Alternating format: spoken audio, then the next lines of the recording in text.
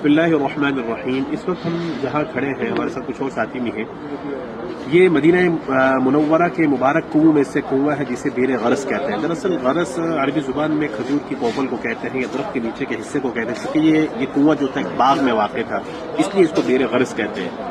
کنویں تو بہت سارے مدینہ منورہ میں، جن میں سے کچھ تاریخ مستند بھی ہے، لیکن ان میں سے سب سے زیادہ اہمیت کا حامل یہ کنواں ہے بیر غرس، جس کو نبی کریم صلی اللہ علیہ وسلم کے ساتھ بہت ہی مناسبت ہے۔ نبی علیہ السلام اس پانی کو بہت پسند کرتے تھے اور یہ پانی میٹھا بھی بہت تھا۔ نبی کریم صلی اللہ علیہ وسلم کے لیے صحابہ کرام یہاں سے پانی بھر کے لے بھی جایا کرتے تھے اور نبی علیہ السلام یہاں سے پانی منگوایا بھی کرتے تھے۔ ایک مرتبہ نبی علیہ السلام یہاں تشریف لائے تو نبی علیہ السلام کو کسی صحابی نے شہد پیش کیا، تو نبی علیہ السلام نے وہ شہد بھی اس میں ڈالا کنویں کے اندر، اپنا لعاب دہن بھی ڈالا۔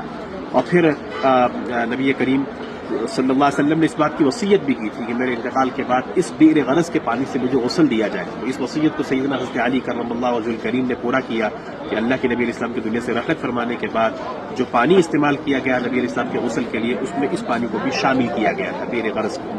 لہٰذا بہت متبرک جگہ ہے، بہت متبرک کنواں ہے۔ شام کو 5 سے لے کر 10 بجے تک اس کو زائرین کے لیے کھولا جاتا ہے اور پانی پینے کی بھی سہولت موجود ہے، اور ساتھ میں جو لے جانا چاہے کچھ شرائط کے ساتھ لے جانے کی بھی اجازت ہے۔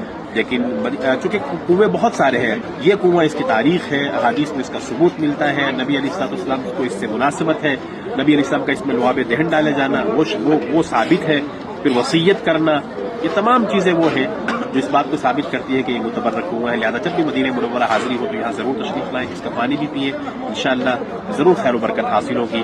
اللہ تعالیٰ ہمیں حرمین کی محبت عطا فرمائے، اور یہاں چپے چپے پر جس چیز کو نبی علیہ السلام سے مناسبت ہے اس کی ہمیں محبت عطا فرمائے، اور حرمین کی حاضری کی اللہ ہمیں توفیق بھی عطا فرمائے، اسباب بھی عطا فرمائے، اور نبی علیہ السلام کا سچا پکا متبع بنائے، اور آپ سب کو بھی اللہ حرمین کی حاضری کی توفیق اور اسباب ضرور عطا فرمائے۔ جزاکم اللہ خیر۔